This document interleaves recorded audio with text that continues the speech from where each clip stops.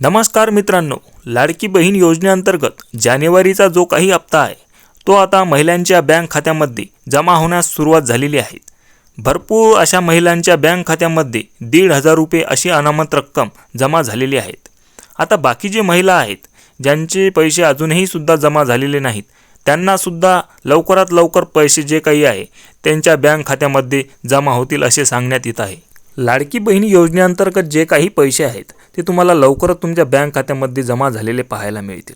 आता नेमकं सरकारने काय सांगितलेले आहेत हे आपण थोडक्यात जाणून घेऊया।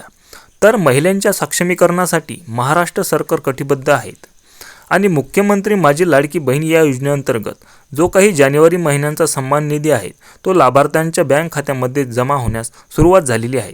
आता जर तुम्ही बघितलं तर जवळपास 24 जानेवारीपासून 2025 पर्यंत 1.10 कोटी लाभार्थ्यांच्या खात्यामध्ये ही रक्कम जमा झालेली आहे। म्हणजेच आता 26 जानेवारीलाच सर्व पात्र महिलांच्या खात्यामध्ये सन्मान निधी जमा होण्यास सुरुवात झालेली आहे।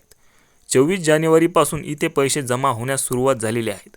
आतापर्यंत 1.10 कोटी लाभार्थ्यांना पैसे जमा झालेले आहेत आणि जे काही उरलेले महिला लाभार्थी आहेत त्यांना 26 जानेवारी ते 30 जानेवारीपर्यंत पैसेही मिळणार आहेत। तर मित्रांनो, कुठल्याही प्रकारची तुम्ही काळजी करू नका, तुमच्यासुद्धा बँक खात्यामध्ये लवकरात लवकर पैसेही जमा होतील।